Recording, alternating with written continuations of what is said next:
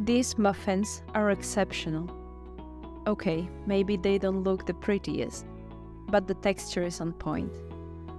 Made with only a few ingredients, they are high in protein, gluten-free, and way lower in fat and sugar compared to conventional muffins. They can be prepared ahead of time in a bigger batch and stored in the fridge for the whole week. But I usually only make a few, because we like to eat them straight out of the oven. So here's the funny thing. I was actually trying to make higher protein cookies, and everything seemed like it was going well, until I got them out of the oven and realized they have the consistency of a cake. So I said to myself, well, they would make perfect muffins, so let's give it a try. And that's how this recipe was born. You will start with 1 banana, preferably ripe, as we are not using any sugar in this recipe. Everything will be done in one bowl with the help of a fork. Mash up the banana until there are no visible pieces. Add 1 large egg. Then add a tablespoon of oil. I used coconut oil, but you can use any other oil or butter.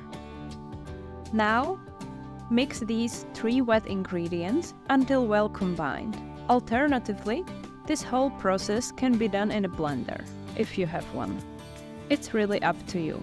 If you use the blender, now just pour the mixture into a mixing bowl. Add 100 grams of oat flour or finely ground oats.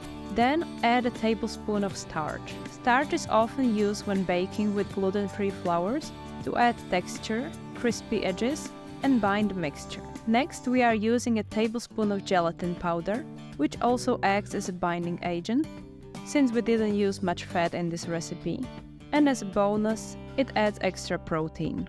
Add a teaspoon of baking soda and a pinch of salt to contrast the sweetness. As the last ingredient, add 2 scoops of your favorite whey protein powder.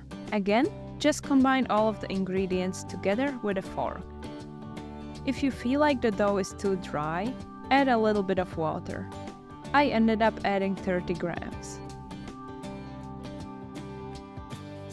Now you're going to weigh the dough and divide it into equal parts. If you aren't counting macros, you can skip this step.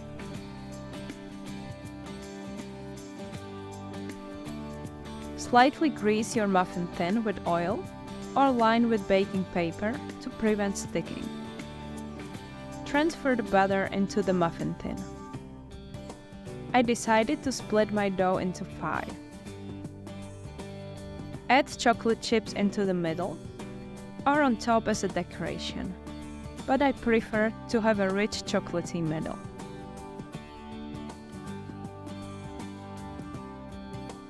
Preheat your oven to 175 degrees Celsius or 350 degrees Fahrenheit and bake for approximately 12 minutes.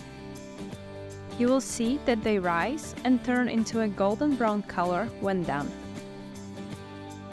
You don't need to let them cool. Enjoy them right away while the chocolate inside is runny. They are so soft and tasty. You really don't need to use a big amount of sugar and butter to make delicious treats. So give it a try. You won't be disappointed.